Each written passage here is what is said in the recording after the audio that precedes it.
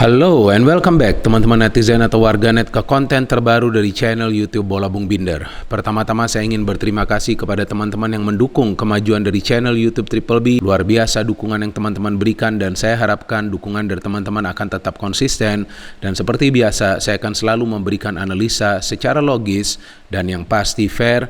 Anyway, in this new content teman-teman, saya ingin memberikan preview dari pertandingan-pertandingan leg kedua Champions League babak perempat final. Ada 4 pertandingan kita tahu. Yang pertama adalah pertandingan antara Real Madrid versus Chelsea. Yang kedua adalah pertandingan antara Bayern Munich versus Villarreal. Yang ketiga adalah pertandingan antara Atletico Madrid versus Manchester City. Dan yang keempat adalah pertandingan antara Liverpool versus Benfica.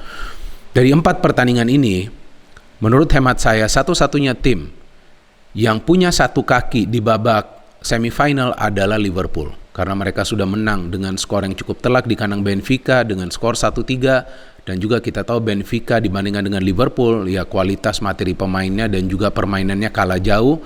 Apalagi Liverpool punya momentum yang bagus saat ini. Bahkan mereka baru saja menahan Manchester City di kandang Manchester City dengan skor 2-2. Dan tim ini sekarang siapa saja yang tampil, yang diberikan kesempatan untuk tampil oleh Jurgen Klopp selalu menjalankan tugas dan perannya secara baik. Maka itu berkali-kali saya tegaskan bahwa Liverpool ini seperti mesin. Komponen atau part manapun yang ditaruh di mesin tersebut, tetap performa dari mesin tersebut akan tokcer. Seperti juga permainan dari Liverpool. Pemain manapun yang diturunkan oleh Jurgen Klopp, apakah itu di tengah, di belakang, dan juga di lini depan, pasti akan perform sesuai dengan ekspektasi untuk saat ini. Artinya memang musim ini Liverpool sudah punya skuad yang dalam, sudah punya materi pemain yang lebih merata. Maka itu ketika ada Jota yang bermain, ketika ada Luis Diaz yang bermain, ketika ada Salah yang bermain, ketika ada Mane yang bermain, ketika ada Firmino yang bermain, ya Liverpool tetap saja masih bisa mencetak gol. Artinya opsi bagi Liverpool musim ini di lini depan, di lini tengah, kemudian juga di lini belakang sama banyaknya. Pokoknya Liverpool ini tim yang komplit lah. Bagaimana jika Alisson cedera? Masih ada Kelleher, cukup bagus juga performa dari Kelleher teman-teman. Maka itu menurut saya ya Liverpool tidak akan mengalami kesulitan untuk lolos ke babak selanjutnya. Kan cukup bermain imbang atau kalah dengan skor 0-1. Ya, tapi kemungkinan besar Klopp akan tetap serius dan meminta para pemainnya untuk bisa meraih kemenangan. Karena biar bagaimanapun juga tidak bisa menganggap remeh Benfica ya teman-teman ya. Tentu tim ini akan bermain all out atau istilahnya nothing to lose di leg kedua di Anfield. Tentu mereka punya juga motivasi besar untuk bisa mengalahkan salah satu tim on form di English Premier League, yakni Liverpool. So menurut saya seharusnya ya Liverpool tidak mengalami kesulitan untuk lolos ke babak semifinal. And now to the second match, Atletico Madrid versus Manchester City. Kita tahu di leg pertama City hanya bisa menang dengan skor 1-0 kan teman-teman. Padahal City adalah tim yang produktif. Di Premier League mereka adalah tim produktif kedua, dan di Champions League mereka adalah salah satu tim yang produktif mencetak banyak gol sejauh ini. Tapi kenapa hanya bisa menang 1-0 lawan Atletico Madrid di leg pertama? Ya karena Atletico Madrid bertahan total, atau istilah kerennya itu parkir base atau parkir pesawat atau juga sewa gunung. Apa kesulitan City teman-teman? Kesulitan City adalah ketika mereka berhadapan dengan tim yang mengandalkan strategi bertahan total dan counter attack. Seperti yang juga kita bisa cermati di pertandingan-pertandingan yang mereka kalah di English Premier League lawan Crystal Palace dan juga Tottenham Hotspur, di mana dua tim tersebut mengandalkan strategi bertahan total dan juga mengandalkan counter attack. Karena kadang-kadang juga para pemain City setelah menerapkan high line of defense kadang-kadang terlambat untuk turun ke posisi awal mereka. Nah itulah sebetulnya yang coba dimanfaatkan Atletico Madrid di leg pertama dengan formasi 5-5-0, ya artinya striker pun diminta untuk ikut bertahan. Dan City menurut saya adalah salah satu tim yang kreatif di Champions League musim ini teman-teman, karena mereka punya second line yang juga bisa memberikan umpan-umpan kunci, bisa memberikan assist dan juga mencetak gol. Pemain seperti Bernardo Silva dan juga Kevin De Bruyne, ini dua pemain yang menurut saya adalah kunci permainan dari Manchester City. Kevin De Bruyne dengan pergerakannya tanpa bola dan Bernardo Silva dengan umpan-umpannya dari lini tengah. Dan satu hal yang saya melihat berbeda dari Manchester City musim ini, bahwa mereka juga sering memberikan long ball passing ke area pertahanan dari tim lawan. Artinya ada kombinasi permainan dari Manchester City yang tentu akan membuat permainan mereka sulit ditebak. Nah sekarang bermain di second leg, tentu Atletico Madrid akan bermain terbuka karena mereka butuh gol. Minimal 1 gol dulu ya. Minimal mereka harus bisa meraih keunggulan 1-0 dalam waktu 90 menit untuk membawa pertandingan ini ke babak extra time. Tapi inilah yang disuka oleh para pemain Manchester City jika ada tim yang bermain terbuka. Nah, oleh karena itu City akan bisa memanfaatkan second leg ini dengan mengandalkan transisi positif mereka, ya, untuk menyerang secara cepat ketika mereka menguasai bola setelah menyerap tekanan dari para pemain tim lawan. Menurut saya pertandingan ini akan ketat, tapi City punya peluang untuk lolos ke babak selanjutnya ke semifinal karena kita tahu bahwa Atletico Madrid juga tidak mudah dalam urusan mencetak gol sebab City selain juga punya defense yang tangguh juga punya penjaga gawang yang hebat yakni Ederson. So now to the third match. Nah, ini kejutan nih di leg pertama kan, Villarreal versus Bayern Munich. Ketika di leg pertama itu Villarreal bisa menang dengan skor 1-0. Di luar dugaan tentunya.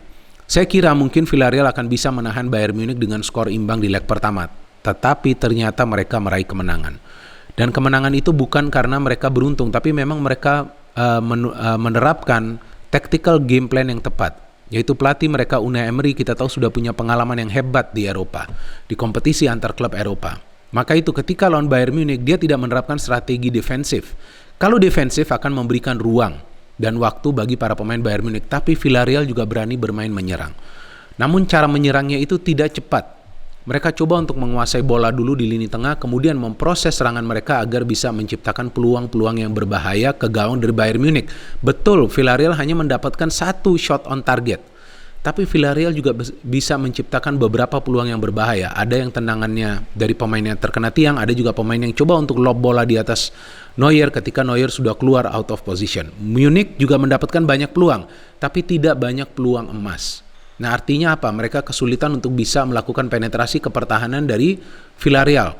Nah, ini yang sekarang perlu mereka lakukan di leg kedua, di mana mereka bermain sebagai tuan rumah, dan kita tahu Munich adalah tim yang ganas ketika bermain di kandang sendiri, dan saya pikir bahwa mereka akan bisa lolos ke babak selanjutnya. Bukannya meremehkan Villarreal, Villarreal juga adalah tim yang bagus. Unai Emery telah membangun tim ini sebagai tim yang solid dan juga bisa perform at the highest level.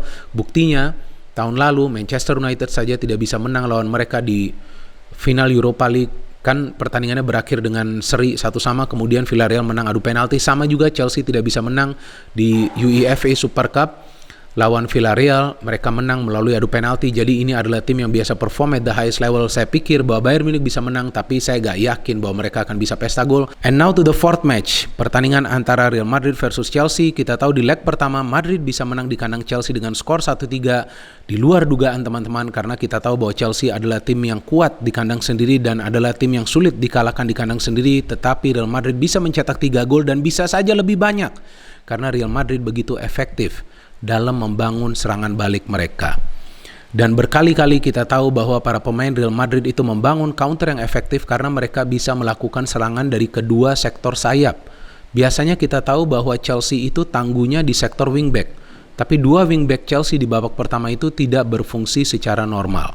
Ada Azpilicueta di kiri dan juga Reece James di kanan. Maka itu di babak kedua Tuchel melakukan pergantian pemain yang membuat Reece James atau Azpi kalau nggak salah itu yang akhirnya bermain di defense, menggantikan Christensen ya kalau nggak salah yang keluar.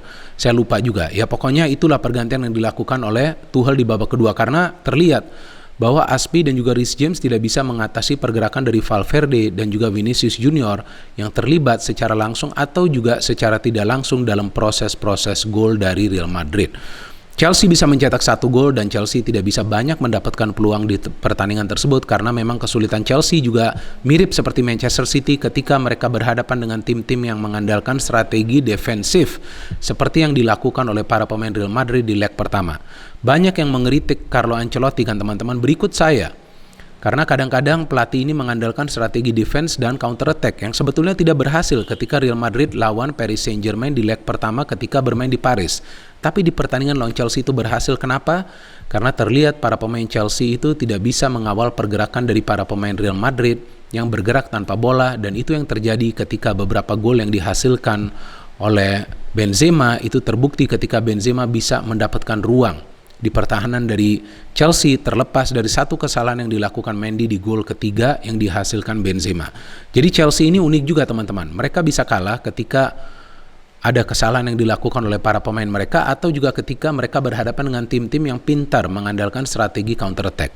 Nah sekarang kan di leg kedua, Saya gak yakin Real Madrid akan bermain bertahan di kandang sendiri. Iya dong, mereka sudah menang 1-3. Kenapa harus bermain bertahan? Kemungkinan mereka akan menyerang. Nah, itu yang bisa memberikan peluang bagi para pemain Chelsea untuk bisa melakukan counter cepat. Karena Chelsea juga adalah tim yang mengandalkan permainan counter attack ketika ada pemain-pemain dari tim lawan yang sudah out of position. Nah, di sini penting sekarang peran dari pemain-pemain yang bermain di wingback. Nah, kita juga belum tahu nanti siapa yang akan diturunkan. Ya, pemain tersebut harus bisa cepat memberikan umpan-umpan yang terukur ke lini pertahanan dari Real Madrid yang tidak akan diperkuat oleh Eder Militao di pertandingan leg kedua nanti. So, this will be an open match. Dan uniknya kan Tuchel setelah sebelumnya mengatakan bahwa timnya tidak akan bisa lolos, justru setelah Chelsea menang lawan Southampton dengan skor 0-6 mengatakan bahwa timnya masih punya peluang untuk lolos. Nah, ini yang menarik. Jadi pertandingan dini hari nanti akan berjalan super ekstra ketat, teman-teman. Bagi saya 50-50 peluang bagi kedua tim. Chelsea masih bisa lolos asalkan mereka bisa mencetak gol cepat minimal di 20 menit jalannya pertandingan ini dan membuat para pemain Real Madrid itu panik.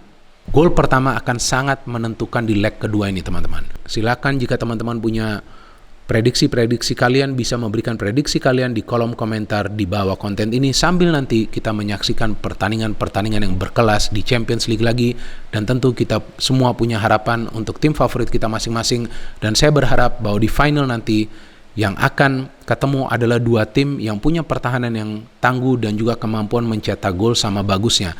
Maybe Manchester City versus Bayern Munich. Kita tunggu saja nanti tanggal mainnya ya. No hate, only football. Salam sepak bola.